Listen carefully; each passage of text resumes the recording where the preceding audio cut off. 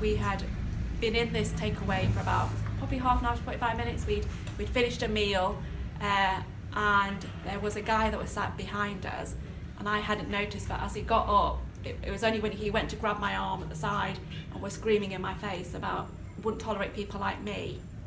And it all happened very fast, as you can imagine. Obviously people stepped in, pushed him away, and the guys from behind the counter really did come and stand in and separate him off from me. So it was very fast, but it was interesting that that could happen in a place like Hammersmith, in such a central location, and quite clearly a racist attack. I mean, I know some people have sort of said, well, you know, he must have had mental health issues because it was a really busy place and you were in a crowd.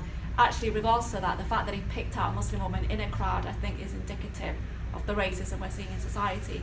And when he was pulled off me, from the guy from behind the counter, the guy said, you know, what's your problem? You know, what are you doing? And he said, how can you say that to me? It should be her, kind of thing.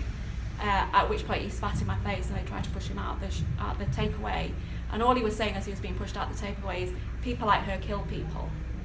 So really kind of, not a surprise, however still very shocking, and I think it's a real reflection of what's happening in the wider society where, you know, it's not just a gutter press, it is a mainstream press, and the government, when they talk about terrorism and indicate that when there is a terrorist attack, all Muslims are somehow to blame.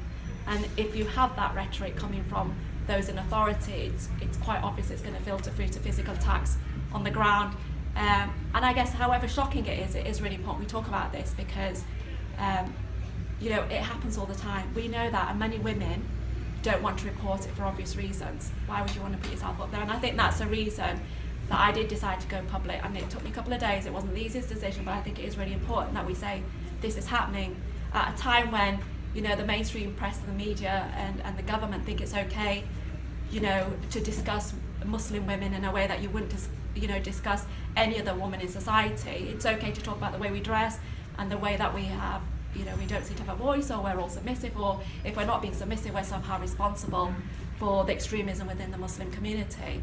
And isn't it quite interesting when they say that, and at the same time talk about how much they want to, you know, support Muslim women and want to see us more integrated? It's their very actions that put women like myself at the forefront of the racist attacks. And when you look at the figures, it is actually Muslim women like myself who wear the hijab that are having to deal with the attacks.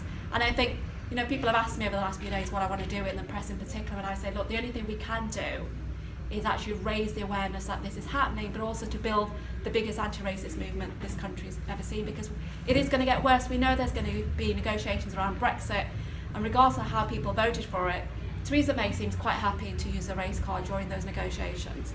And so the racism is going to ramp up, and I think it's really important that bearing in mind what's happened with Trump over in the US, we do need to, you know, really build the movement, build a profile of an anti-racist movement in Britain and across the world. So, you know, all I want to say is let's build for the 18th of March, and let's get as many people out on the streets and actually show the racists that we are the majority, that, you know, they are not representing all of us, and say it again, not just to the racists, but also the Tory government and the mainstream press that want to, you know, divide us on racist grounds.